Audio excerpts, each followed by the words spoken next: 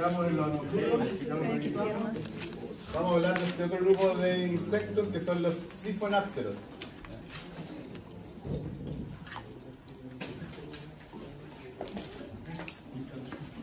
Ya hablamos de dípteros. ¿Cuál era la característica de los dípteros? Dos pares de alas, ¿no es cierto? Vimos a los anopluros, que tienen patas adaptadas para aferrarse al pelo y a las plumas. Y en este caso vamos a hablar de los sifonápteros, que la característica es la presencia de patas adaptadas para el salto. Todas las patas de la pulga están adaptadas para el salto, ¿ya? Los tres pares de patas, todas nacen desde el tórax, aunque aquí es un poquito más difícil notar la diferencia entre lo que es cabeza, tórax y abdomen. Parece que está todo muy bien unido, ¿ya? Pero entendemos que las patas nacen desde el tórax siempre. Las pulgas no tienen alas para volar, de tal manera que para pasar de un huésped a otro lo hacen a través o dependen exclusivamente de las patas. Y les decía, aunque todas están adaptadas para el salto, el tercer par de patas está más desarrollado, ¿ya? Una característica que tienen las pulgas es que ellas... Marcelo, ¿cómo cree usted que salta una pulga? Si mi estuche fuese una pulga, ¿cómo saltaría? ¿Podría mostrarlo? ¿Por qué no?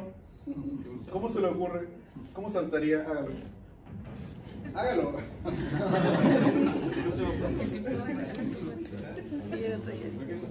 Pero mueve el estuche, ¿cómo saltaría la pulga? ¿Cómo lo hizo?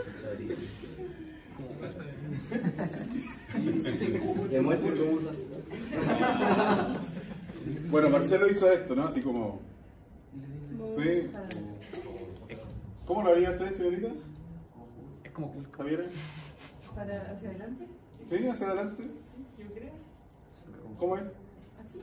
Ya, excelente. Sí, la compañera hizo esto, ¿no es cierto? Eso, hacia adelante. ¿Ya?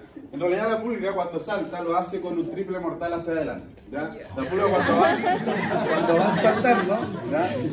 Va girando, ¿ya? Y por lo general las pulgas van a parasitar de manera transitoria a un huésped que por lo general es un mamífero. Los mamíferos, una característica que tienen es que están provistos de vellos, de vellosidades. Entonces, en el momento que la pulga hace ese salto, girando hacia adelante, la pulga tiene estos pelitos que ustedes alcanzan a ver en esta imagen de microscopía electrónica. Esos pelos se llaman ctenidios, como está escrito acá. ¿Ya? Se escribe con una C que es muda. Se denominan ctenidios. Y esos ctenidios, además de servir como aparato sensorial para la pulga, sirven para frenar ese salto en el nuevo huésped. Las pulgas son hematófagas en su estado adulto. Machos y hembras se alimentan de sangre. El tamaño de una pulga varía entre los 0,5 a los 4 milímetros. Tienen dimorfismo sexual. A las hembras las vamos a distinguir, si no es por el tamaño, por la presencia de esta estructura que se denomina espermateca. Ahí traté de hacer una ampliación de lo que estamos observando. En el laboratorio lo vamos a ver mucho mejor, que es una estructura que tiene como una letra C o una letra U, dependiendo de cómo la estén mirando. La forma de esa estructura también se describe como en forma de un zapallo. Y esa estructura es donde el macho va a depositar entonces los espermios, para que la hembra comience a producir los huevos posteriormente. El ciclo de vida está compuesto por 4 estadios. Ya acá en esta imagen se han puesto 5 porque en realidad uno está repetido, que es la pupa. Como lo pueden apreciar, si son 4 estadios, un ciclo de tipo holometabólico completo. La hembra, una vez que ha sido fecundada, comienza la postura de huevos. De los huevos emerge una larva que es un poco más grande que los huevitos de donde se generaron. Y las larvas sufren, ¿no es cierto?, sucesivas mudas para ir creciendo en tamaño. ¿Ya? Ahora, sabemos que en un ciclo holometabólico los hábitos alimenticios de estas formas móviles son diferentes. Mientras que las formas adultas se alimentan de sangre, las larvas se van a alimentar de donde hayan sido colocados los huevos. ¿Ya? Por lo general, los huevos van a ser colocados próximos a donde los animales duermen. ¿Ya? En las casas es más fácil encontrar huevos y larvas de pulga próximos a donde están durmiendo nuestras mascotas. ¿Y de qué se van a alimentar estas larvas? Se van a alimentar de las células muertas que se han descamado de estos animales a los cuales ellos parasitan. Ese va a ser el principal alimento de las larvas. Y luego la larva, cuando ya llega a cierto momento, va a formar esta pupa, que aquí esto es lo que estamos viendo de manera repetida. La pupa es más difícil encontrarla porque se va a recubrir de polvo, del lugar donde ellos quedaron alojadas. Y en el interior de ese capullo de polvo, está la pulga ya desarrollándose hacia su estado adulto. ¿Ya? Y ahí cerramos entonces el ciclo de vida de la pulga. Tal como ocurre con los mosquitos y las moscas que mencionábamos en la clase pasada, el ciclo se acelera o se desacelera con las temperaturas. Con mayor temperatura, más rápido el ciclo, menor temperatura, más lento. ¿Ya? Es bastante habitual que, por ejemplo, en casas de veraneo o en casas que hayan quedado deshabitadas, permanezcan algunas pupas. Y las pupas no van a salir hacia el medio hasta que sientan, ¿no es cierto?, la presencia de algún tipo de huésped. Y lo que van a percibir las pupas para liberar a la forma adulta son cambios de presión en el aire.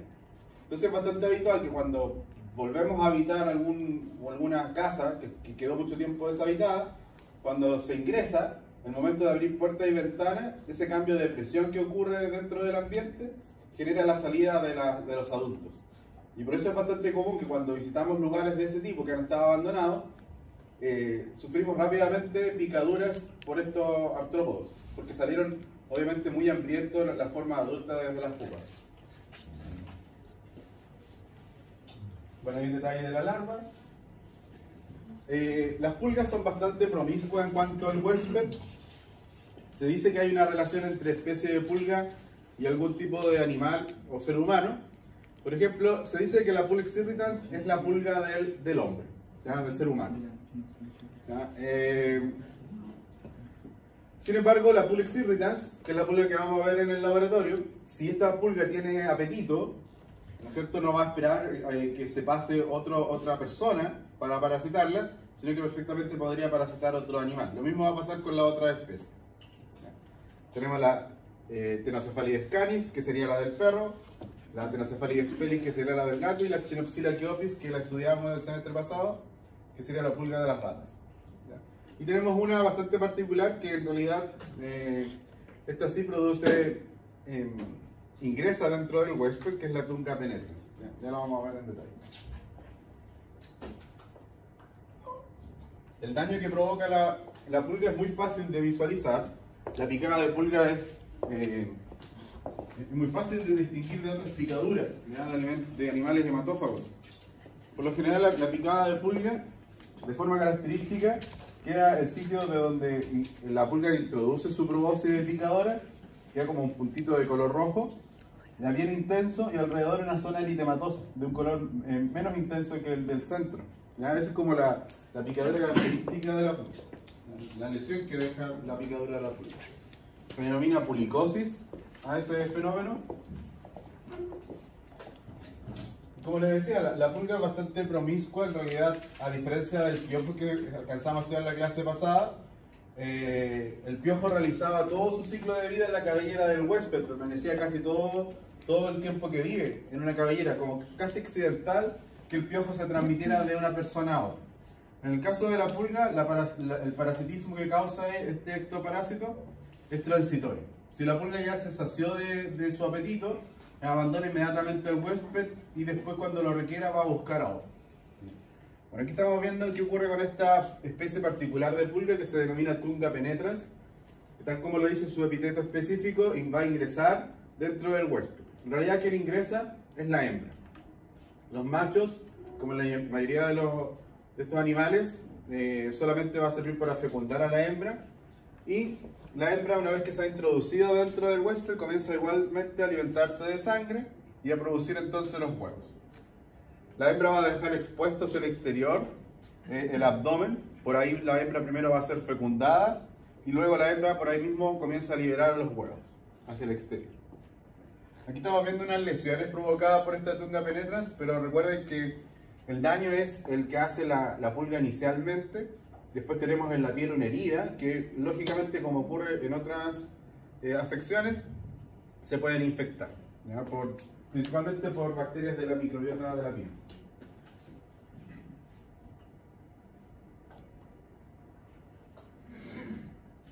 Ahorita los otros nombres que se le da a la tunga, nigua o bicho dupé, el tamaño del abdomen y cómo ha quedado, ¿no es cierto?, reducido la cabeza y el tórax de la pulga, ya una vez que se han extraído ejemplares desde la piel de algunas personas parasitadas por este artrópodo.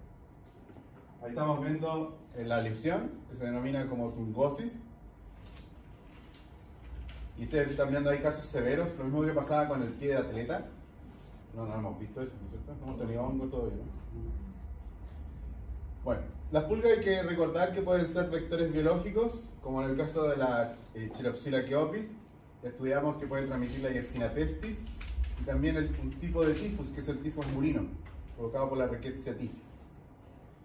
También las pulgas pueden ser huéspedes intermediarios de algunos céstodos. ¿Ya? Estos céstodos no los estudiamos en la unidad del MITOS, puesto que estos céstodos son principalmente de los animales. Por ejemplo, la Hymenolepis diminuta, la Hymenolepis nana, Dipilidium caninum, ¿ya? Son parásitos que en las formas adultas normalmente aparecen en los animales, ¿ya? Y de forma accidental podrían desarrollarse esta forma adulta en los infantes. ¿Se acuerdan que para adquirir una Taenia solium teníamos que consumir, por ejemplo, carne de chancho mal cocida o cruda? Esa es como la forma de transmisión. Y nosotros adquiríamos la Taenia solium porque en esa carne de cerdo cruda está el cisticerco o larva del parásito. ¿Qué va a ocurrir entonces en estos casos de estos céstodos? El cisticerco o larva de estos parásitos que ustedes ven ahí en las imágenes se albergaría en las pulgas. ¿Ya? El cisticerco de estas lombrices solitarias que estamos viendo aquí. Entonces, el consumo accidental de pulgas, ¿no es cierto?, estaría llevando el cisticerco al intestino de las personas. ¿Quiénes van a tener probabilidad de ingerir pulgas? Los infantes, cuando jueguen con tierra. Ahí podría ocurrir entonces la ingesta accidental de estas pulgas que llevan los cisticercos, ya sea para la Hymenolepis diminuta o nana y el Dipilidium caninum. Entonces son principalmente casos de parasitosis que van a ocurrir en infantes. Bueno, el control de las pulgas requiere la crianza, ¿no es cierto?, responsable de nuestras mascotas y la higiene de nuestros hogares. En el caso de la higiene de los hogares, se prefiere el uso de aspiradoras en lugar de escobas o escobillones, puesto que parte de los estadios del ciclo de la pulga son las larvas, los huevos, las pupas, que son muy pequeñitos, de tal manera que al barrerlos podrían quedar flotando y no eliminarse definitivamente. Y al quedar flotando, al poco tiempo vuelven a decantar y permanecer todavía dentro del hogar. No ocurriría lo mismo con la aspiradora, que iría sacando precisamente todos estos elementos y después tendría que ser descartado igual de manera con precaución. Bueno, para el control de las pulgas también es importante el control de las ratas. Cuando hay presencia de ratas, también estas ratas vienen con sus pulgas. Ahí menciona esta diapositiva algunas especies de ratas que son importantes. Muchas de ellas viven en la red de alcantarillados de las ciudades. Y puse ahí el ratón de cola larga, puesto que transmite una enfermedad importante para el país, que es el anta. Vamos a pasar ahora a otro grupo de insectos, que son los hemípteros. Ahí está lo que describe claramente qué es lo que es un hemíptero.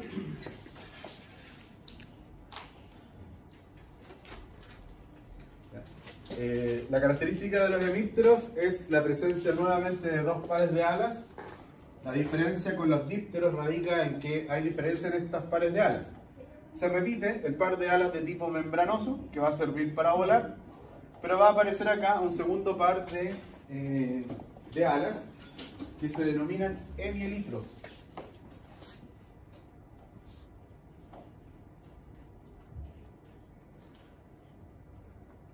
Los hemielitros son un par de alas quitinosas, son rígidas y que sirven para proteger a las alas membranosas. El ejemplo clásico es el de las catitas o chinitas, que son estos insectos que tienen como lunares, no sé si esos lunares son rojo o negro, ahí me pierdo siempre un poco, pero ustedes siempre, me imagino que han visto cómo vuelan. Ellos abren primero este par de alas protector, que serían los hemielitros, y cuando las abren esas alas protectoras, emergen las alas membranosas que sirven para el vuelo. Y si ustedes lo ven aquí, claramente esas alas membranosas están altamente irrigadas, porque tienen que proveer de hemolinfa para que se muevan rápidamente para el vuelo. No nos interesan las chinitas, ni catitas, ni mucho menos el insecto que está ahí en la diapositiva. Los hemielitros que nos van a interesar son las especies de triatomas. ¿Ya? Estos triatomas cobran relevancia porque son vectores biológicos de la enfermedad de Chagas, que ya estudiamos en la unidad de parasitología.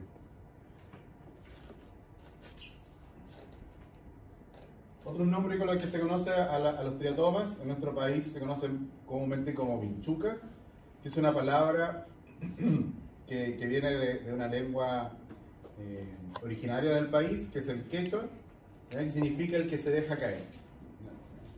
Barberos es el nombre que se le da en inglés, perdón, en portugués, insecto besador en inglés, y chipos, que es un nombre que se le ha dado en Centroamérica, que en realidad desconozco cuál es el origen. Características de los triatomas: es un insecto, por lo tanto vamos a distinguir cabeza, tórax y abdomen, las tres pares de patas que nacen desde el tórax, las alas membranosas y las alas protectoras. La cabeza, vamos a distinguir la cabeza cónica, la presencia de ojos compuestos, igual que los dípteros, los moscas y mosquitos, y un par de ojos simples en la parte posterior. Voy a apagar la luz para que los vean mejor. Los ojos simples se denominan entonces ocelos. Aquí se ve muy bien, lo alcanzan a ver en la parte posterior, ahí también. Entonces, además de los ojos compuestos, estarían los ojos simples. Un aparato bucal de tipo picador, que queda orientado hacia la parte ventral cuando está en reposo esta probóscide, y luego la extienden para insertarla dentro de la piel del huésped. Ahí vemos que se extiende esta probóscide para introducirla dentro de la piel del huésped. Esta parte que rodea al tórax y el abdomen de cada una de las especies de triatomas es una sección muy delgadita, que yo les decía que estas vinchucas se van a alimentar de sangre, y el abdomen, para captar sangre, se comienza a hinchar. Esta parte, que es el borde del tórax y el abdomen, siempre queda como plano, y se ha denominado esta estructura como conexivo. ¿Ya? El conexivo tiene importancia porque hay diferentes especies de triatomas en todo el mundo. ¿Ya? Y una manera de distinguir a las especies de triatomas es a través de las diferencias que hay en el color, en el número de rayitas que tiene entonces esta estructura, que es el conexivo. ¿Ya? Chicos, le acabo de decir que especies de triatomas hay en todo el mundo, eso es correcto, ¿ya? Pero especies de triatomas que se alimentan de sangre solo en el continente americano. ¿Ya? De tal manera que la enfermedad de Chagas, que se transmite por estos artrópodos, ocurre la transmisión por las especies que se alimentan de sangre, de tal manera que la enfermedad de Chagas en el mundo ha quedado restringida solamente al continente americano, porque solamente aquí, en América, habrían especies hematófagas. El resto de los triatomas se le va a alimentar de los vegetales, ¿ya? De las aves de los vegetales. Las vinchucas tienen un ciclo incompleto, que incluye la presencia de ninfas. Ya habíamos hablado de estas ninfas. La hembra, que ha sido fecundada, comienza la postura de huevos, que son muy pequeñitos, que son blanquecinos al principio, y luego comienzan a adquirir esta coloración café, y desde ahí sale una pequeña ninfa, que es un poquito más grande que el huevo que la genera, y luego las ninfas tienen que ir haciendo mudas hasta alcanzar el estadio adulto. Recuerden que las ninfas se alimentan de lo mismo que lo hacen los adultos, por lo tanto, si el adulto se alimenta de sangre, las ninfas también lo harán. Cada vez que una ninfa va a realizar una muda para pasar al siguiente estadio ninfal, tendrá que alimentarse de sangre. Y las ninfas no podemos distinguir si son machos o hembras, ¿ya? Solamente eso lo van a adquirir cuando lleguen al estadio adulto.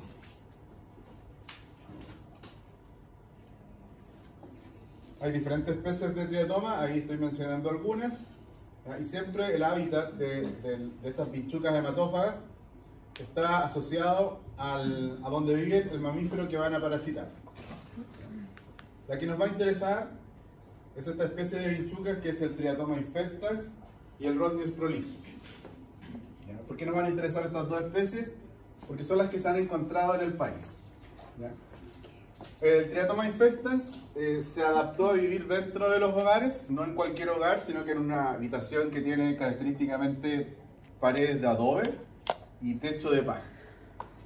Aquí se puede ver una grieta donde los parásitos adultos han hecho sus nidos, y por lo general en estas habitaciones que acabo de describir, que se ubican en casi todo el continente americano, y en nuestro país todavía persisten algunas de este tipo de construcciones que se dan principalmente en zonas rurales. Desde la región de Arica y Parinacota hasta la región de O'Higgins se ha detectado la presencia del Triatoma infestans hasta cierto punto, porque es importante mencionar que el Triatoma infestans ha sido eliminado del país. ¿Ya? En el año 2006 Chile fue declarado libre de Triatoma infestans. ¿Por qué pudimos liberarnos del Triatoma infestans? Por este hábito que tiene el Triatoma de vivir dentro de los hogares. De tal manera que hace mucho tiempo, por ahí por los años 80, comenzó una campaña bastante potente para erradicar al Triatoma infestans, y por fin en el año 2006 Chile fue considerado libre del Triatoma infestans. ¿Cómo se consiguió esto? Con una campaña de educación primero, en donde a las personas que vivían en lugares rurales se les enseñaba a reconocer a los triatomas. ¿Ya? Se les llevaba, los ministerios de salud de aquella época llevaban en frasquitos los triatomas, se le educaba a la población en reconocerlos. De tal manera que si había una casa que estaba infestada, ¿no es cierto?, una habitación infestada, las personas sabían reconocer que esa casa tenía el artrópodo. Por lo tanto, todas las casas que estaban alrededor de la casa infestada eran fumigadas. ¿Ya? Se fumigaba aquella que estaba infestada y todas las otras casas alrededor.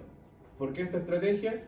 Porque si vamos a fumigar esta, cuando se llegue a fumigar, ¿qué va a pasar con los triatomas que están dentro? Van a escapar, ¿no es cierto? Van a ir entonces a infectar las otras habitaciones. Por lo tanto, la estrategia ha sido bastante exitosa y eso permitió la erradicación de esta especie en particular, que, ojo, insisto, es el Triatoma infestans. Esta estrategia fue imitada por otros países, y si bien no es la misma especie que se ha adaptado dentro de los hogares, por ejemplo en México es otra especie de triatomas, y se está imitando la iniciativa, ¿ya?, para erradicar las especies que habitan dentro de los hogares de vinchucas. ¿Ya? Pero en Chile no podemos decir que estamos libres de la transmisión vectorial, porque en Chile todavía existe esta otra especie de vinchuca, que es el Rhodnius prolixus. Estamos libres de esta especie porque vivía dentro de los hogares y fue fácil su erradicación, pero en Chile todavía prevalece esta otra especie de vinchuca hematófaga, que es el Rhodnius prolixus. ¿Ya? Me parece que va a ser muy difícil erradicar al Rhodnius prolixus por el tipo de hábitat que tiene. Esta especie de vinchuca por lo general la vamos a encontrar en las costas del país, viviendo debajo de las piedras. Como vive al aire libre, va a ser muy difícil poder aplicar insecticidas, porque básicamente el efecto del insecticida se va a perder rápidamente en un ambiente libre. De tal manera que estamos libres del Triatoma infestans, pero no de la transmisión vectorial por la enfermedad de Chagas. Recuerden que la enfermedad de Chagas se transmite por otras formas. ¿Sí? Bueno, ahí se describe desde dónde se encuentran en el continente americano las especies hematófagas. Desde el sur de los Estados Unidos hasta la región de Higgins, haciendo una línea imaginaria hacia Argentina también. Bueno, las vinchucas son ectoparásitos, producen una lesión por la picadura. Recuerden que estos animales hematófagos introducen proteínas que sirven como anticoagulantes, producen un efecto exfoliatriz, eso significa que están quitando nutrientes a través de la picadura, y además son vectores biológicos del Trypanosoma cruzi. Bueno, ahí está el fenómeno que les explicaba hace un instante. Se ve como una persona equipada con insecticida, ¿no es cierto?, está aplicando en todas las paredes de una habitación infestada por el parásito. Vamos ahora a los blatarios. Los blatarios también se conocen como baratas o cucarachas. Y la característica de los blatarios es que tienen patas adaptadas para correr.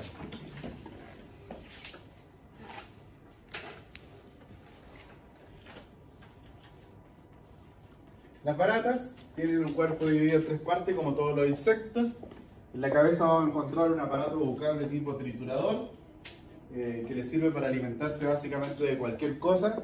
Las baratas se pueden alimentar de compuestos orgánicos o inorgánicos. Se ha visto que las baratas, además de comer, por ejemplo, basuras, deposiciones, alimentos en descomposición, pueden alimentarse también de corcho, de plástico, de ropa.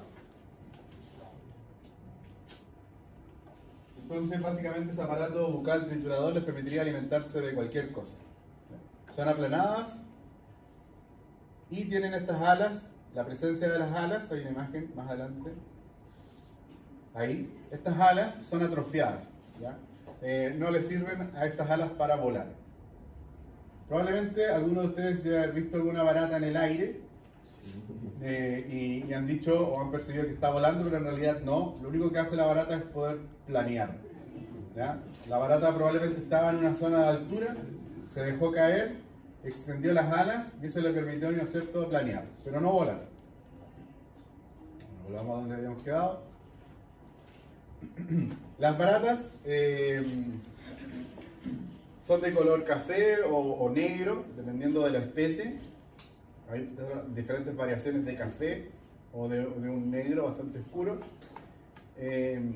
Son fotofóbicas y por lo general estas patas que están adaptadas para correr les va a permitir arrancar precisamente de la luz. No se van a esconder. Van a preferir ambientes húmedos y oscuros, de tal manera que estas baratas las vamos a encontrar dentro de los hogares, principalmente en baños y cocinas. Ahí van a aparecer. También se dice que las baratas emiten un olor característico que algunas personas pueden percibir y reconocer cuando un hogar está infestado de baratas.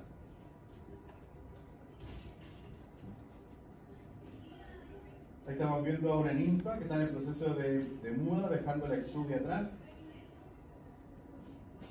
El ciclo, que es de tipo hemimetabólico, el ciclo, dependiendo de la especie, podría demorarse hasta 5 años, dependiendo de algunas especies, en concluir. Vale decir, desde que una hembra coloca los huevos, y esos huevos eclosionan para que salgan las ninfas, todo ese proceso, hasta que la ninfa alcance nuevamente el estadio adulto, podría demorarse hasta 5 años. Es bastante lento el ciclo de las baratas. Y está además decir, que me imagino que lo saben, que el exoesqueleto de las baratas le ha permitido resistir grandes cantidades de radiación. Por eso se piensa que este tipo de animales podrían sobrevivir una catástrofe nuclear. Bueno, macho y hembra en su estado adulto se aparean. La hembra va a colocar los huevos en una estructura que se llama ooteca. ¿Qué será la ooteca?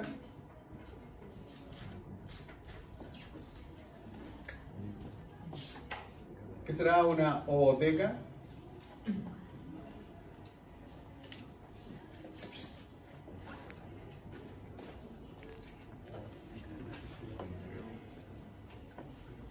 ¿Qué es lo que es? ¿Agustín? ¿El huevo puede ser de huevo? O es de huevo. ¿Y teca no? ¿Es de membrana? No. ¿De qué? Almacén. Sí, es eso. ¿Sí? Biblioteca es donde se guardan los libros, ¿no es cierto? Huevoteca es donde se van a guardar los huevos. ¿Ya? La hembra va a fabricar esta estructura que ustedes pueden ver aquí, que parece, recuerda a un chorito, ¿ya? O a un monedero.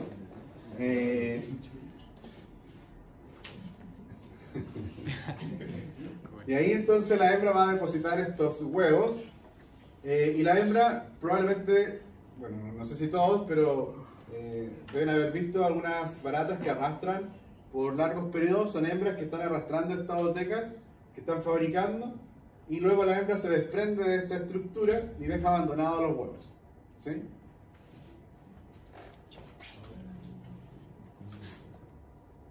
Bueno, desde esta booteca van a salir las ninfas.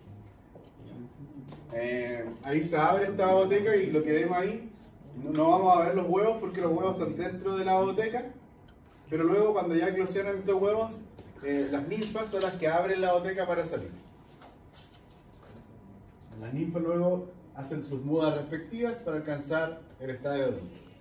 Aquí vamos a ver algunas especies de baratas que están en Chile, que son la Blatela germanica, la Blata orientalis, pero sin dudas que la que está más, la que tiene una mayor incidencia en el país es la Periplaneta americana y es la que vamos a conocer en el laboratorio, que es como la barata clásica. Los lugares donde podemos encontrar entonces las baratas y cuál es la importancia que tienen ellas. ¿Ya? Estudiamos las baratas dentro del curso porque pueden ser vectores mecánicos. Primero podrían posarse sobre deposiciones y luego sobre nuestro alimento y así transmitir algunas enfermedades infecciosas. Bien chicos, ahora vamos a pasar a la última parte de esta unidad de parasitología, que son los arácnidos. La característica de los arácnidos es que tienen, a diferencia de los insectos, 4 pares de patas. Y los arácnidos podrían tener un cuerpo único o un cuerpo dividido en 2 partes. Aquellos de cuerpo único, los arácnidos de cuerpo único, son los ácaros. Ya vamos a comenzar entonces con estos. El primer ácaro que vamos a estudiar es el Sarcoptes scabiei. Es el ácaro que es responsable de la sarna, también conocida como escabiosis. Hay una imagen microscópica, o sea, de microscopía electrónica de un ácaro, un cuerpo único entonces. En el adulto, los 4 pares de patas están distribuidos de esta manera. 2 pares en la parte anterior de este cuerpo único, que es como una especie de óvalo. Vamos a distinguir los 2 pares anteriores de patas porque están a un lado y otro del aparato bucal del ácaro. Estos aparatos bucales están compuestos por quelíceros, que son dientes, y los pedipalpos, que son órganos sensoriales. Y una vez que hemos identificado, ¿no es cierto?, las patas anteriores, las patas posteriores van a nacer desde el cuerpo único del parásito, orientados hacia la parte posterior. Los ácaros son microscópicos. En el caso del Sarcoptes scabiei miden entre 200 a 500 micrómetros, en donde la hembra es la de mayor tamaño. En el caso de no encontrar 2 individuos, macho y hembra, uno al lado del otro, la forma de diferenciar entre macho y hembra es la siguiente, chicos. Son órganos sensoriales. ¿Ya? En las arañas los pedipalpos tienen otras funciones, pero ya lo vamos a describir. Bueno, le decía que si no tenemos inmediatamente en un campo de microscopio macho y hembra para poder comparar por tamaño, la forma de distinguir entre macho y hembra es la siguiente. Las patas son gruesas al principio, cuando nacen desde el cuerpo del ácaro, y luego en los extremos las patitas se van haciendo delgaditas. Cuando se hacen delgaditas se conocen como pedícelos. Y estos pedícelos pueden terminar en ventosas o pueden terminar de forma recta. Entonces, en el macho, las ventosas de los pedícelos aparecen en el primer y segundo par de patas y en el cuarto par de patas posterior. En cambio aquí, el tercer par de patas está recto. Y en la hembra, los pedícelos terminan los 2 pares de patas en ventosa y los 2 pares posteriores son rectos. No habrían ventosas ahí en las patas posteriores de la hembra.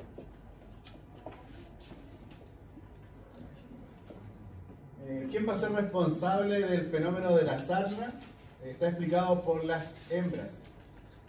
Las hembras, una vez que han sido fecundadas por los machos, las hembras se van a introducir dentro de la piel del huésped. Van a formar o van a hacer estas excavaciones en la piel de la persona y eso es lo que termina desencadenando el fenómeno de sarna. Las hembras tendrían un poder de excavación de 0,5 a 5 milímetros por día para hacer estos túneles, o también conocidos como surcos acarinos. ¿Para qué la hembra hace esto? Para colocar ahí dentro de estos túneles los huevos.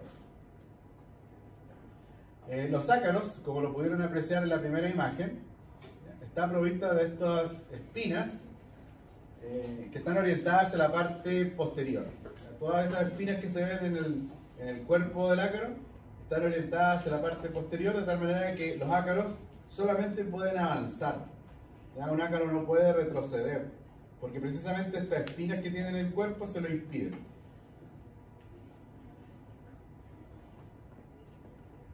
Entonces les decía que la hembra, una vez que ha sido fecundada en la superficie de la piel de una persona, el macho muere y la hembra se introduce a hacer estos túneles en la piel de la persona y coloca los huevos. De los huevos emergen las ninfas, por lo tanto estamos en presencia de un ciclo incompleto. Y las ninfas las vamos a poder distinguir porque no han desarrollado el cuarto par de patas. Las ninfas tienen 3 pares de patas. Lamentablemente han recibido estas ninfas un nombre que confunde un poco, porque a estas ninfas se les dice larvas hexápodas. ¿Por qué genera confusión? Porque si estamos en presencia de ninfas, esto corresponde a un ciclo que es incompleto, y el nombre que se le ha dado es de larva, un fenómeno que encontramos en un ciclo que es completo. ¿Ya? Bueno, después, casi en los últimos estadios ninfales, la ninfa desarrolla el cuarto par de patas y luego se desarrolla en adulto.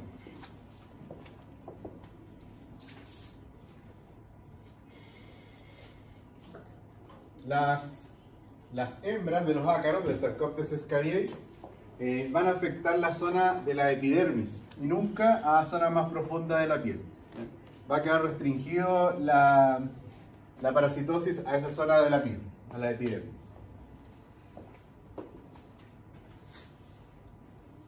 Aquí vemos, ¿no es cierto?, algunos de estos surcos acarinos o túneles generados por la hembra, y aquí queda demostrado que el ácaro ha ingresado solamente a la zona de la epidermis.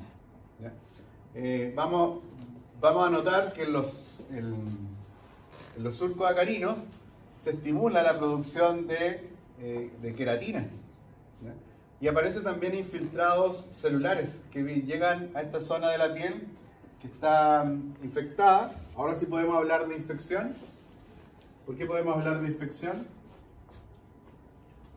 Porque el parásito efectivamente ingresa dentro del hueso, ¿ya?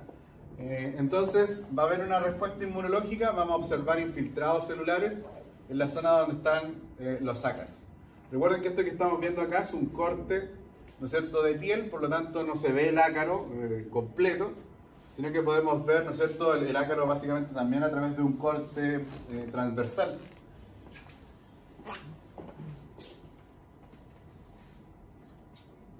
¿Cómo se transmite la sarna?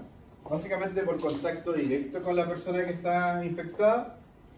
¿Quién va a ser responsable de la transmisión? No son ni los machos ni las hembras, sino que son las ninfas.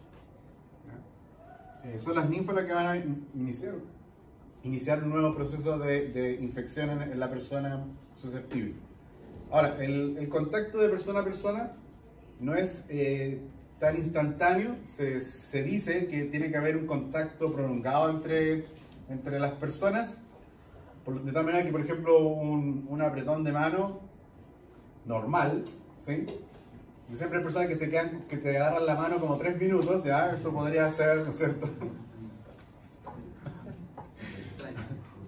Sí, extraño, ¿sí? Pero pasa. Bueno, un apretón de mano no debería ser importante para la transmisión de la enfermedad, pero se considera que la enfermedad podría transmitirse por contacto sexual, que va a implicar, bueno, para algunos, ¿no es cierto?, un contacto más prolongado.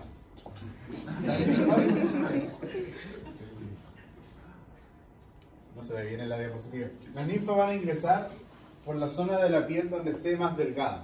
Acá no se ve bien. Bueno, algo se alcanza. Pero hay zonas de la piel que son más delgaditas. Por ejemplo, acá en la mano, la zona entre medio de los dedos, la piel es mucho más delgadita que en otras zonas. Por lo tanto, es el sitio idóneo para que las ninfas hembras, cuando ya alcanzan su... No hay ninfa hembra, perdón. Cuando la ninfa que se convierte en una hembra adulta pueda ingresar a la piel, a la epidermis. En la zona de la muñeca, la zona de la espalda, la axila, el cuello, ¿ya? Los pliegues del glúteo, la parte del codo, ¿no es cierto? ¿Cómo se denomina esta zona? Sarcoa, acá. ¿Fosa qué? Cubital. ¿Y acá en la parte de la rodilla del posterior? Ya, ahí, esas zonas. Gracias. Fosa cubital y fosa poplitea. Gracias. Son zonas de piel más delgada, entonces va a poder ingresar la hembra con mayor facilidad. Las lesiones se explican por dos razones. Una es el surco acarino. ¿Ya? Se detecta el surco acarino cuando hay sospechas de sarna, porque inmediatamente se puede colocar en la zona de la lesión una gotita de azul de metileno, y el azul de metileno va a ingresar en la lesión y va a evidenciar los surcos acarinos, ¿ya? Los túneles realizados por la hembra. Aquí estamos viendo unos casos muy severos de sarna que se da en algunos lactantes y en personas inmunodeprimidas, donde la sarna es mucho más severa. Se denomina como sarna noruega, esta que tiene estas manifestaciones, que se puede dar también en ancianos. Lamentablemente, la sarna se transmite con mayor facilidad cuando hay hacinamiento, y ya ha sido bastante frecuente ver en las noticias la presencia de asilos de ancianos donde ocurre hacinamiento. En los varones, en los niños, una lesión que podría parecer característica cuando hay sarna es esta zona del escroto que está inflamada. Se puede formar esa especie de pápula en el escroto, pero esa pápula no es formada porque ahí ingresó la hembra, sino que es una reacción secundaria producto de la activación del sistema inmunológico, ¿ya? Frente al ácaro.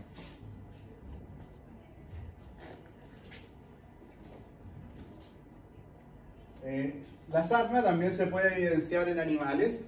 Vamos a saber que un animal tiene sarna porque pierde el pelaje. Ojo sí, chicos, que el Sarcoptes scabiei, que es este parásito que hemos descrito en esta clase, es exclusivo del ser humano.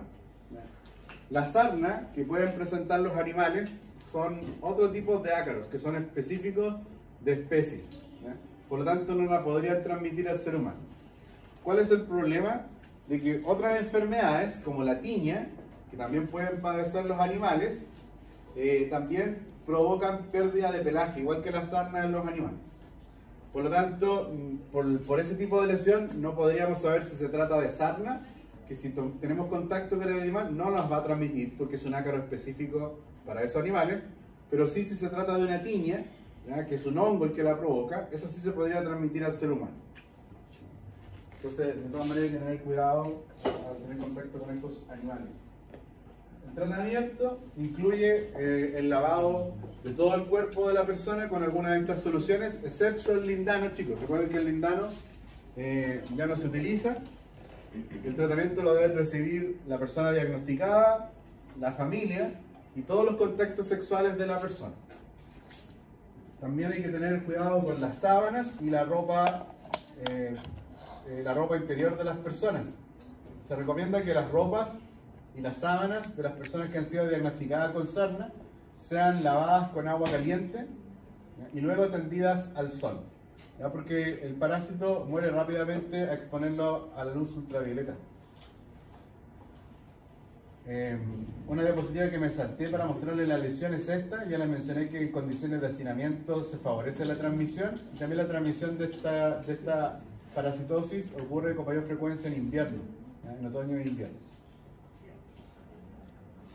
Necesitamos en otoño y en invierno, que pueden haber días nublados y no podremos colgar la ropa o la sábana al sol. Se recomienda también poder plancharlas. ¿Qué es el tiavendosol? ¿Qué cosa? El tiavendosol. Es que, por ejemplo, en la hidatidiasis también dan, pero avendosol. Sí, es un derivado de esa droga. Tienen casi como que la misma fórmula molecular, ¿sí? Vamos a pasar a otro tipo de ácaros. Recuerden que los ácaros son estos arácnidos de cuerpo único, y otro tipo de ácaros son las garrapatas. Una forma de...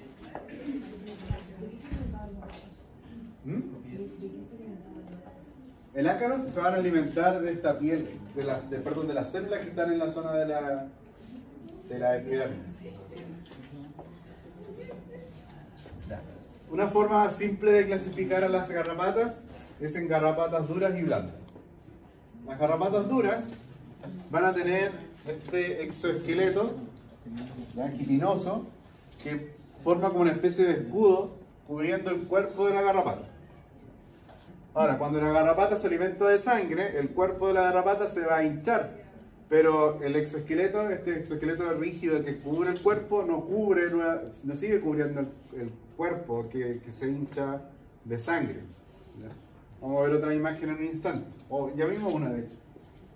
Por ejemplo, la primera diapositiva mostraba una garrapata dura. Si ustedes se fijan, el exoesqueleto quedó reducido a la parte anterior del ácaro. Como el resto del cuerpo está hinchado con la sangre, del cual se alimentó, esa cubierta quitinosa no sigue cubriendo todo el cuerpo del ácaro. Y otra forma de distinguir a las garrapatas duras es que el aparato bucal, ¿ya?, es visible para nosotros, si es que la observamos desde arriba. Las garrapatas blandas carecen de esa cubierta quitinosa y el cuerpo de la garrapata no nos permite ver el aparato bucal. El aparato bucal está orientado hacia la parte ventral y el cuerpo está, ese aparato bucal está cubierto por el cuerpo. Esas son como las características generales de garrapatas duras y blandas. El aparato bucal de la garrapata se denomina hipostomo y está, ¿no es cierto?, a ambos lados hay pedipalpos que son sensoriales. El hipostomo es como una estructura rígida y si ustedes se fijan, tiene unos dientecitos que van en sentido contrario a la cual el hipostomo se va a introducir dentro de la piel del huésped. ¿Qué va a ocurrir con esos dientes cuando se intente sacar a la garrapata? Los dientes van a actuar, ¿no es cierto?, van a ejercer fuerza en sentido contrario de cómo la vamos a sacar, de tal manera que muchas veces cuando intentamos remover una garrapata, el hipostomo todavía permanece en la piel del huésped. De tal manera que para poder sacar bien una garrapata, hay que primero o previamente anestesiar.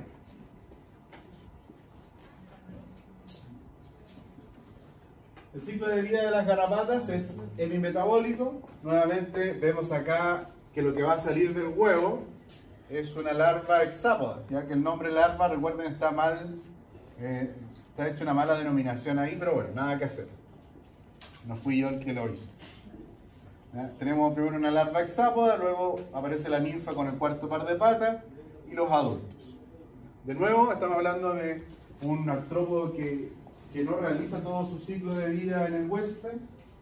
La hembra, una vez que va a colocar los huevos, se alimenta por última vez de sangre de su huésped y lo abandona. ¿Ya? Se deja caer para colocar los huevos de las garrapatas en la tierra. Y de ahí, desde la tierra, nacen entonces las ninfas que van a ir a infectar a otro huésped.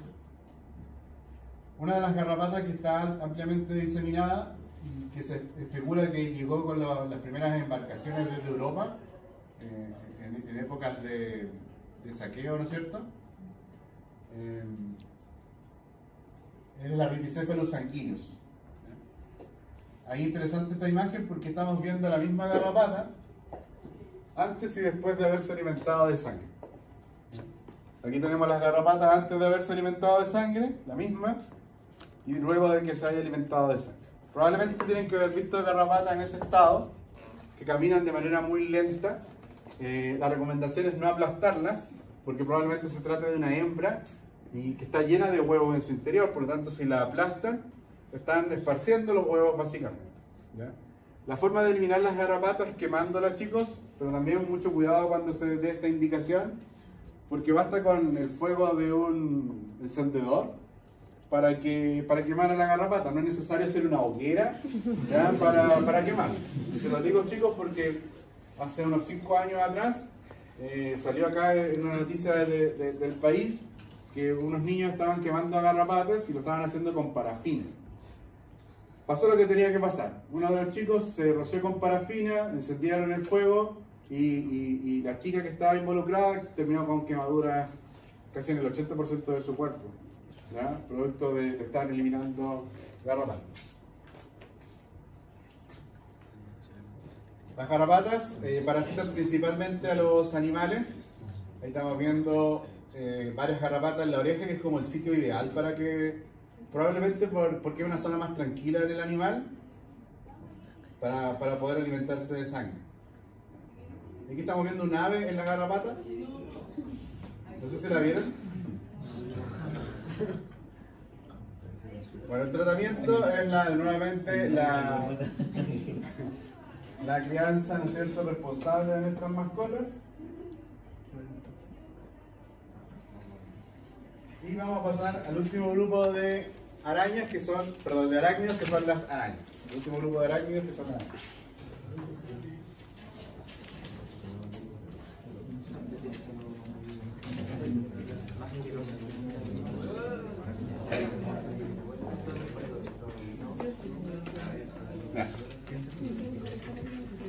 Las arañas, a diferencia de los ácaros, tienen un cuerpo segmentado en dos partes que se denominan cefalotórax y el abdomen. ¿Ya? Esas son las dos partes de la araña, cefalotórax y abdomen.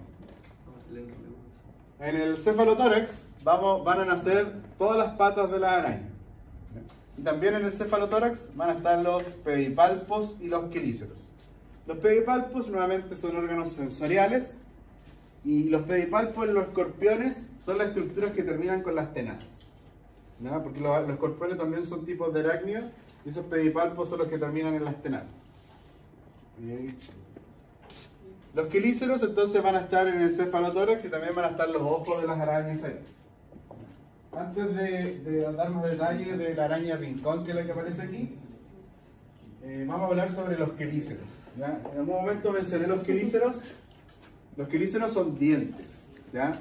De tal manera que desde este momento nadie podría nunca más decir en la vida que lo ha picado una araña. ¿Ya? Porque las arañas, ya que tienen estos quelíceros, lo que hacen es morder. ¿Ya? La araña entonces muerde. Los quelíceros se orientan de dos maneras. ¿Ya? Está el grupo de arañas del grupo Ortognata, en donde los quelíceros van a ser introducidos en la presa de forma perpendicular. Ahí estamos viendo una araña en posición de ataque, y claramente sabemos que si esa araña ataca, va a terminar introduciendo los quelíceros en la superficie de la presa de forma perpendicular. Y el otro grupo es el grupo Labidognata, en donde los quelíceros forman una especie de pinzas, se cierran como pinzas. Bueno, las arañas que vamos a estudiar en esta clase, que son de importancia médica, son del grupo Labidognata. Ambas van a cerrar sus quelíceros como pinzas. Antes de hablar de las arañas que nos interesan clínicamente, hay que entender que todas las arañas producen veneno. No hay ninguna excepción. Hay algunas personas que cuando yo digo esto se acuerdan inmediatamente de las arañas pollito, que tienen como mascotas. ¿Ya? Y lo que hay que reconocer es que ellas también producen veneno. Solo que ese veneno es inocuo para el ser humano. A lo más podríamos sufrir la mordedura de la araña. La araña termina introduciendo el veneno, pero ese veneno no nos va a producir nada. Y en el caso de haber sido mordido por una araña, siempre hay que tener presente que los quelíceros dejan en la superficie de la piel de una mordedura son una herida. Por lo tanto, esa herida también podría infectarse con bacterias. Y ahí es que frente a una mordedura de araña se podrían prescribir de manera profiláctica algunos antibióticos, ¿ya? Para evitar la infección de la herida dejada por los quelíceros. ¿Por qué las arañas producen todas veneno? Porque las arañas gustan alimentarse de sus presas estando ellas vivas. ¿Ya? La verdad es que lo que va a hacer el veneno es paralizar a las presas de las arañas. ¿Ya? Y luego ellas ingieren estas presas, que son por lo general otros artrópodos, y los ingieren estando estos vivos.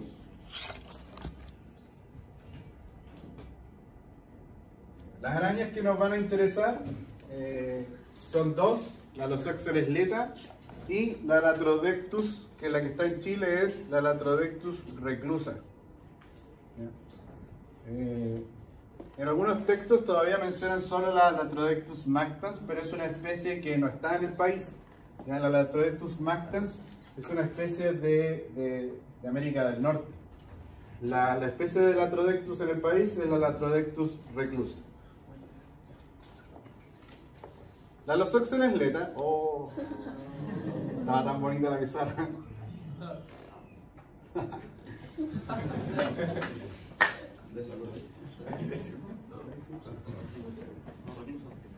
La Losoxeles leta es la araña de rincón y la Latrodectus reclusa, entonces la araña viuda negra, también conocida como araña del poto colorado o araña del trigo.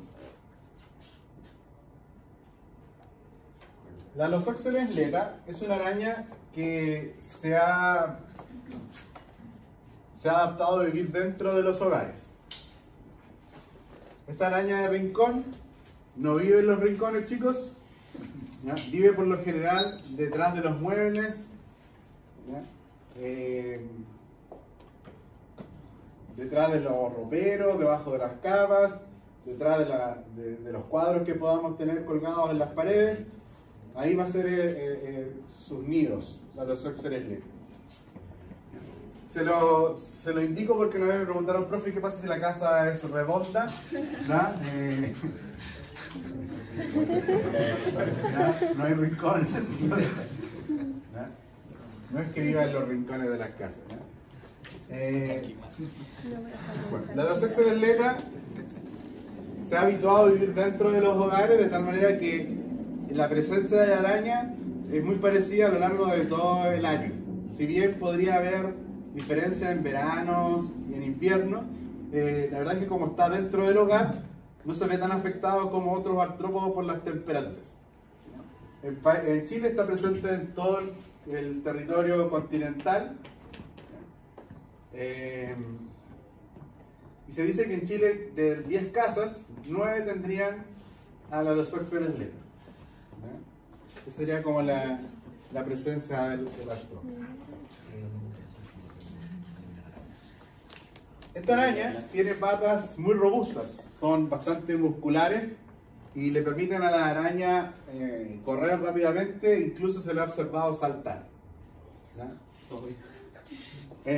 La araña es bastante grande, bueno, es relativo lo del tamaño, chicos, porque claramente es más pequeña y menos robusta que una araña pollito, pero en comparación con otras arañas, como por ejemplo de jardín, sí es bastante grande. Se dice que desde una pata a la otra podría alcanzar hasta 5 centímetros, ¿ya?, de diámetro.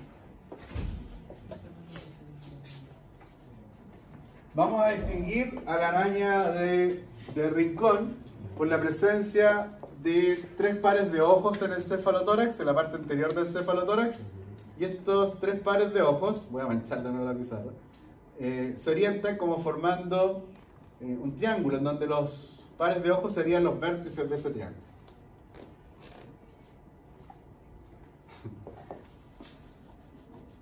La recomendación para cuando alguien ha sido mordido por una araña es que no la mate. La pueda cazar y llevarla al servicio asistencial para observar el cefalotórax. Es una recomendación que a mí siempre me da risa, porque si alguien ha sido mordido por la araña, lo menos que va a hacer es dejarla con vida, ¿verdad? Pero es la recomendación, chicos, ¿verdad? Es la recomendación. El cefalotórax también vamos a observar una mancha característica que se describe en los textos como si fuese un violín o una guitarra. No sé si se ve la manchita ahora con la forma correspondiente. ¿Ya? Esa es una forma entonces de hacer el diagnóstico y confirmar que esto se trata de una araña de rincón o Losoxeles leta. Ahí están los quelíceros y en los costados de los quelíceros los pedipalpos. Aquí estamos viendo una imagen de la Losoxeles leta, macho y hembra, en donde claramente el macho es más pequeñito que la hembra, y lo que resalta aquí es el tamaño del abdomen.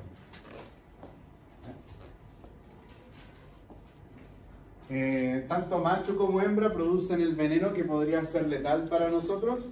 Ya vamos a hablar un poquito más adelante sobre el veneno. Y lo que les iba a contar sobre las arañas es que las arañas por lo general son ermitañas, no forman familias ni colonias, por lo general viven solas. Y algo interesante sobre las arañas es que la hembra es la que se va a encargar de la postura de los huevos, y la hembra con su tela de araña construye una ooteca. Y en muchas ocasiones, ¿no es cierto?, cuando la hembra construye la ooteca, la hembra previamente ha cazado y deja una presa para las futuras ninfas, ya que salgan y eclosionen de los huevos. Entonces, dentro de esta ooteca va a haber otro artrópodo, otro insecto por lo general, que está vivo, paralizado, para cuando las ninfas salgan de los huevos se alimenten de ese artrópodo. Y en muchas ocasiones, quien es cazado por la hembra para alimento de las ninfas es el macho, ¿sí? Que después de ser fecundado, después de haber fecundado a la hembra, perdón, la hembra lo paraliza con el veneno, forma la ooteca y las ninfas se van a alimentar entonces de su padre, ¿ya? No contentas con eso, chicos, por lo general, no en todas las especies de araña, porque probablemente han visto algunas arañas del desierto que las hembras llevan a sus crías en el lomo. En el caso de estas arañas, lo hacen, dejan a las crías en una ooteca. Entonces, cuando ocurre la formación de esta ooteca, las ninfas que salen de la ooteca es una sola, porque en realidad la que sale de la ooteca va a ser la ninfa que se ha alimentado también de sus hermanos, ¿ya? Bonito listo. Ahora pueden apreciar más a sus familias, chicos. El macho tiene estos pedipalpos que los va a utilizar para fecundar a la hembra. Como el macho percibe que puede ser paralizado por la hembra, lo que va a hacer el macho para fecundar a la hembra y sobrevivir es lo siguiente, chicos. El macho, se ha visto que muchos machos de arañas de diferentes especies, no solamente de la araña de rincón, lo que hace es impregnar sus pedipalpos con los espermios, los pasa por su zona genital, los espermios quedan en los pedipalpos, y luego para fecundar a la hembra, deja los pedipalpos, se desprende de los pedipalpos y los deja en los genitales de la hembra y arranca, ¿sí? Si bien eso lo va a poder hacer una única vez, ¿ya? Va a seguir viviendo por un tiempo más, ¿ya? Debe ser el sexo más adrenalínico de la naturaleza.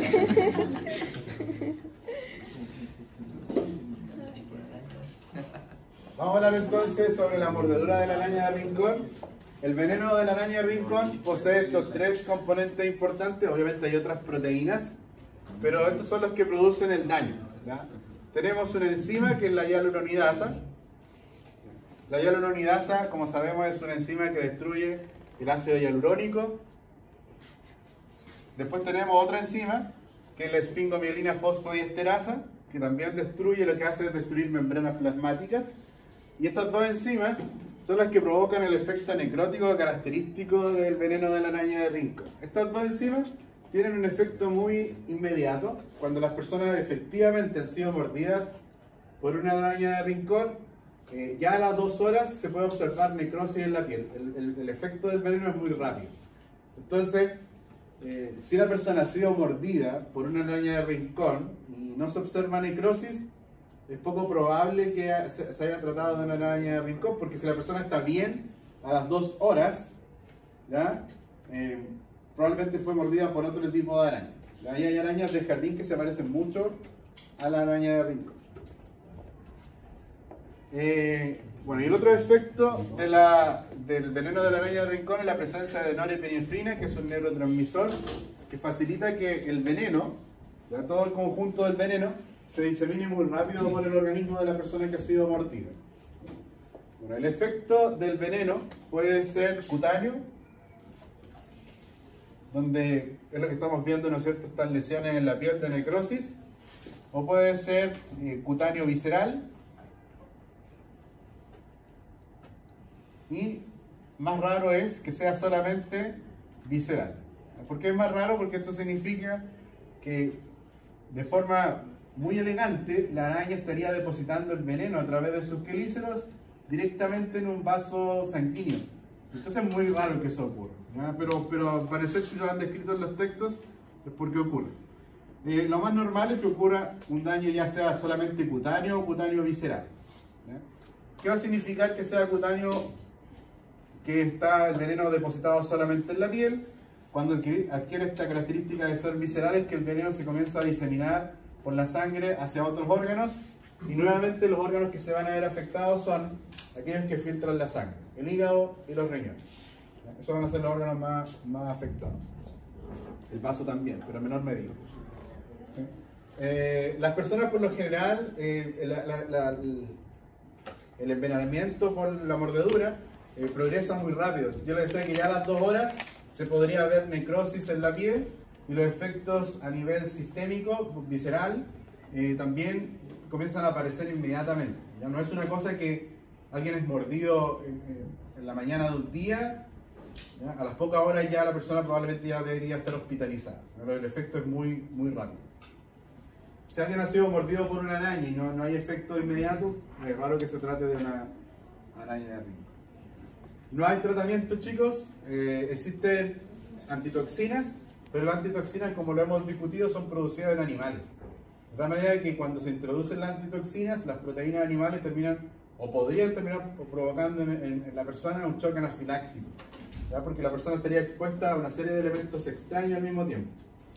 Entonces, algunos médicos no validan el uso de la antitoxina o el antídoto contra el veneno. Además, que si se utiliza el antídoto, esta antitoxina, debiera ser administrado antes de las 2 horas, porque el veneno se fija muy rápido a las células.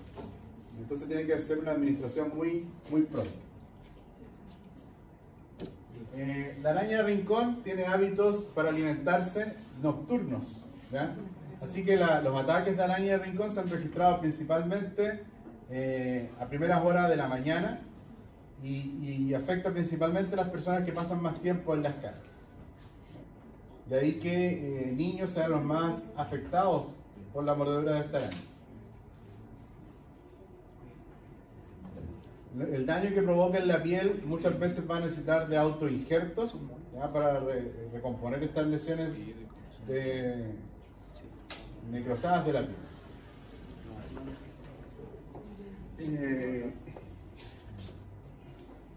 Se me está olvidando. Primera hora de la mañana. Ya. Como se origina la mordedura por lo general a primera hora de la mañana, ocurre de la siguiente manera. La mayoría de los ataques que se han registrado es porque las personas han dejado en la noche anterior prendas de vestir botadas en el suelo, y por ejemplo en la madrugada se levantan para ir al baño y la araña está cazando en ese periodo. Cuando encienden las luces para ir al baño, la araña se esconde en el primer lugar que encuentre, y uno de los lugares donde podría esconderse son en estas ropas dejadas en el suelo. Entonces las personas, cuando se van a colocar esta ropa, la araña podría estar ahí, y cuando se colocan la ropa, presionan a la araña se siente amenazada y muere. ¿Ya? Ahora, los casos mortales de mordeduras de araña de rincón han ocurrido porque la araña no ha cazado a nadie todavía, no ha cazado a nada todavía en realidad. ¿Ya? Entonces la cantidad de veneno que hay en sus glándulas, que todas desembocan, estas glándulas que producen el veneno, tienen conductos que desembocan en los quelíceros. Entonces, si la araña no ha cazado ninguna presa todavía, la cantidad de veneno inoculado es mayor. Ahora, si la araña ha cazado previamente, ha paralizado alguna presa, la cantidad de veneno producido que se está almacenando todavía en la glándula es menor, y la cantidad de veneno inoculado también, por supuesto, que es menor. Por eso es que hay diferencias en algunos casos. Dígame. Lo que dijo que no recomendaba mucho el uso de antitoxinas. ¿Qué se hace en... La verdad es que el tratamiento para la araña de rincón es básicamente sintomático, ¿sí? Disminuir los síntomas que provocamos. En el caso de la necrosis hay que hacer limpieza, remover esas células muertas, muchas veces reemplazarlo con autoinjerto de la propia persona, y ese va a ser el tratamiento. Pero en caso de que la inoculación del veneno fuera mucha y pueda provocar la muerte. Ahí el médico tendrá que evaluar, pero en realidad son la mayoría de los venenos que están disponibles, perdón, de los antídotos disponibles en los hospitales, como son tan poquitos los casos que se presentan, no son tan frecuentes también las mordeduras, es probable que estén vencidos, entonces igual, porque eso me han relatado algunas personas que he podido conversar con ellos, que prefieren no utilizar el antídoto, porque ese antídoto, como les dije recién, es producido en animales, y cuando lo reciben las personas terminan realizando un choque anafiláctico, que es peor para el paciente en muchos casos. Y por eso es que el tratamiento termina siendo sintomático.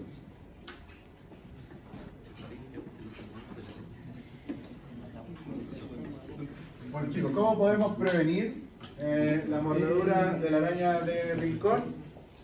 Si ustedes ven esta araña, que es la Citodes globula, o también conocida como araña tigre, se denomina araña tigre por las manchitas, que recuerdan un poquito al mamífero.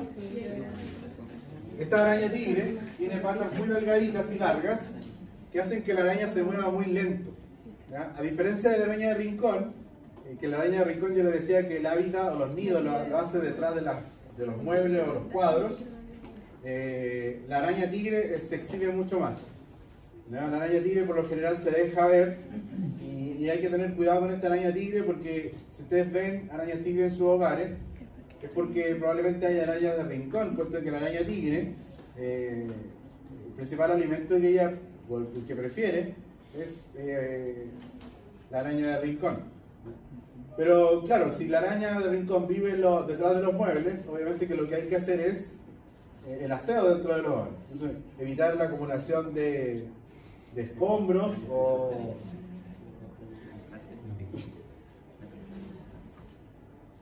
o de otros elementos de los patios, porque la araña podría hacer sus nidos ahí y fácilmente ingresar por puertas y ventanas a los hogares.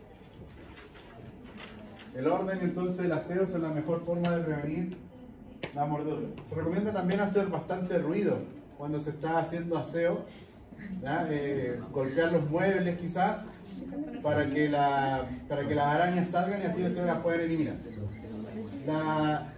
La tela de araña, la araña de rincón, chicos, es como pelusa. No es como las telas de arañas de las arañas de jardín, que son muy geométricas, son muy bonitas. ¿Ya? La tela de araña o las odotecas de la araña de rincón son como pelusas, son grisáceas, acumulan polvo. ¿Ya? Así una forma de distinguir si hay araña de rincón también en sus hogares. Y también encontrar a las exuvias, ¿ya? También puede ayudar a detectar la presencia de la araña de rincón. Vamos a hablar de la otra araña importante en el país. Estas dos arañas que estamos mencionando son las que producen veneno importante para el ser humano. Hace poquito se mencionó en las noticias la presencia de una nueva araña venenosa y probablemente mortal para el ser humano, pero por lo que yo estuve averiguando, sería una variante de la que acabamos de estudiar. Sería una araña que pertenece al género Los Oxeres. De tal manera que no es tanta la novedad.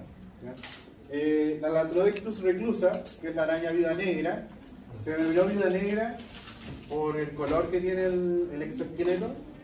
Eso es exclusivo de las hembras, eso sí. Y esa manchita que tiene en el abdomen, que es de color rojo y que recuerda a un reloj de arena. El macho de la Latrodectus es más pequeño, no tiene el color negro el exoesqueleto, es café. Y las manchas en el abdomen están presentes, pero son también de un color café o anaranjado. Esta araña también se conoce como araña del trigo, porque usualmente en algunos cultivos se podrían encontrar estas arañas. Y a diferencia de los óxeres, la Latrodectus tiene hábitos de vida para cazar diurnos. De tal manera que la mayoría de los casos de mordedura por Latrodectus se da en varones y durante el día.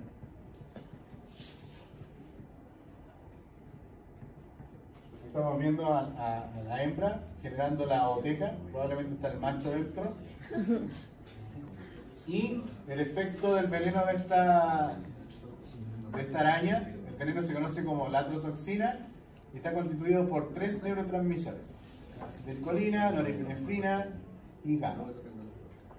Eso es lo que inocula la araña, y a diferencia de lo que ocurre con la araña de rincón, no hay necrosis en estos casos. ¿Ya? Los efectos van a ser más bien de tipo sistémico. Lo primero que va a sentir la persona cuando es mordida por la araña es el dolor del lancetazo de la mordedura, y luego una serie de eventos, ¿ya? Que producto de la diseminación de estos neurotransmisores inoculados por la araña. Los síntomas están descritos ahí. Todos estos síntomas y signos van a ser más severos dependiendo de la cantidad de veneno inoculado. Una cosa que aparece durante la mordedura de esta araña es el priapismo. ¿Saben qué es lo que es eso?